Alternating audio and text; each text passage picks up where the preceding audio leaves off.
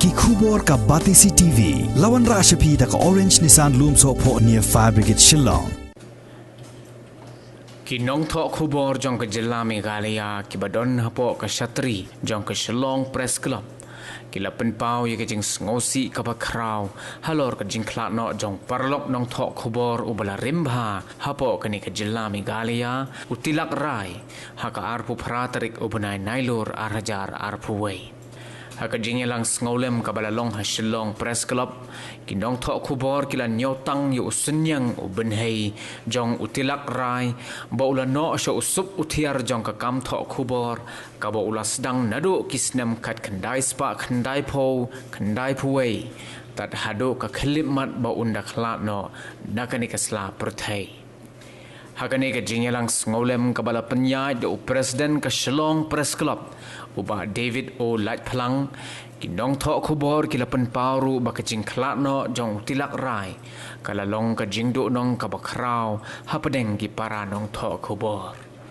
nakaliang jong ka Shillong Press Club ka pharu yo krwo ngolem shaki bahayeng hasem jong utilak rai bad hagani ka sngi lapen long ru ye ka jing ngap jar ka ba arminit shwa ban sedang ye ka jingelang kum ka dak ban buram ye ka mensim jong uniu parlok ubala khla no nakani ka sla perthai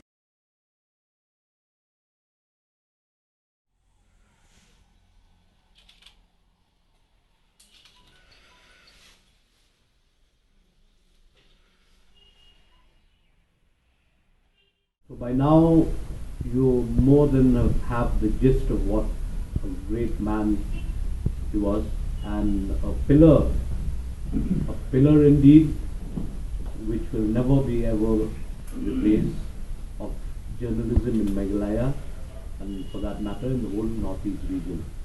Because you'd be surprised at the network that the man had in those days when there were no cell phones, when there was not even a conventional telephone was seriously a luxury. But Tilak managed to penetrate that barrier. He was also, one guy who Linda reminded me of yesterday, and I said I'd share that with all of us.